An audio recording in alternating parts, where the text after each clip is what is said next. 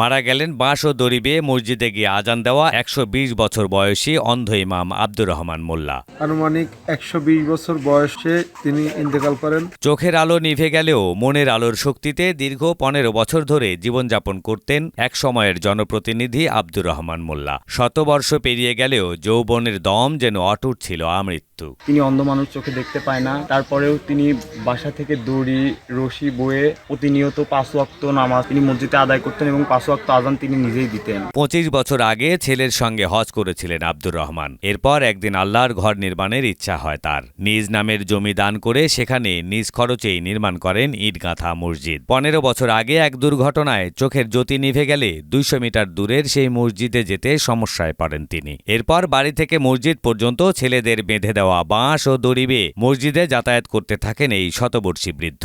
সেই গল্প ভাইরাল হয় দেশ জুড়ে। তাহাজ্জুদের নামাজ আদায় করতেন, বাড়ি থেকে রশি ধরে ধরে মসজিদে গিয়ে তিনি নামাজ আদায় করতেন এবং আমরাও তার পাশে তার পিছনে জামাতে নামাজ আদায় করছি। আমার আব্বা দীর্ঘ ২৫ বছর যাবৎ সে অন্ধ। এই অন্ধত্বের মধ্যে দিয়ে বিগত ২০১১ সালে আমার সঙ্গে একসঙ্গে ২ জন হজ করেছি আব্বার সাথে। হজ করে আসার পরে উনি ৫ ওয়াক্ত নামাজের জন্য আমাদের গ্রামের মসজিদটা আবার একটু দূরে হওয়াতে, গ্রামের ওই এক পাশে হওয়াতে বললো ৫% জমি সরকারের নামে রেজিস্ট্রি করে দিলেন এবং নিজের জায়গাতে নিজের অর্থায়নে আবার একটা মসজিদ ঘর নির্মাণ করে দিলেন।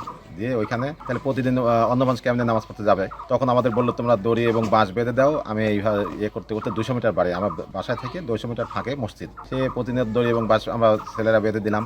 মসজিদে প্রতিদিন সকালে ওই প্রত্যেকটা ওয়াক্তেই দড়ি ধরে এবং রশি ধরে যায়, বাঁশ বেয়ে যাওয়ার পরে সে নিজেই আজান দেয় এবং নিজেই ইমামতি করে। আমরা তার পাশে মুক্তাকি হয়ে নামাজ আদায়। আমার পাড়ার মানুষ, আমার ছেলেরা তার লাতিপুতিরা, আমরা সবাই মিলেমিশে ওখানে নামাজ আদায় করি ৫ ওয়াক্ত। ২ স্ত্রীর ঘরে জন্ম নেওয়া ২৫ ছেলে মেয়ের মধ্যে এখনও জীবিত আছেন ১৯ জন। এত বড় সংসারে কারও অপ্রিয় ছিলেন না নাটোর জেলার বড়াইগ্রাম উপজেলার বড়দেহা গ্রামের শতবর্ষী আব্দুর রহমান। জীবনভর ভালোবাসা পেয়েছেন গ্রামবাসীদেরও। আমরা ভালোই, আমার প্রতিবেশীরা ভালো দেখেছি। সে আরাম টানো দুজনে নামাজ কালামা পড়াইছে, আবার মেম্বারিও করেছে দেখেছি। দীর্ঘদিন অন্ধ ছিল সে।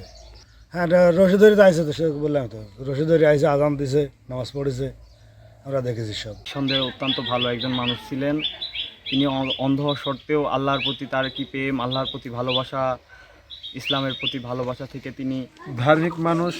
আমার আব্বা ৫ ওয়াক্ত মসজিদে আজান দিতেন এবং ৫ ওয়াক্ত নামাজ আদায় করতেন মসজিদে গিয়ে। এবং গত ৫ এপ্রিল রবিবার সন্ধ্যা ৬:৩০টায় বার্ধক্যজনিত কারণে মৃত্যুবরণ করেন আব্দুর রহমান। আলোকিত মানুষটির জন্য প্রাণ খুলে দোয়া করেছেন সারা দেশের মানুষ। আমার আব্বার জন্য সবাই দোয়া করবেন।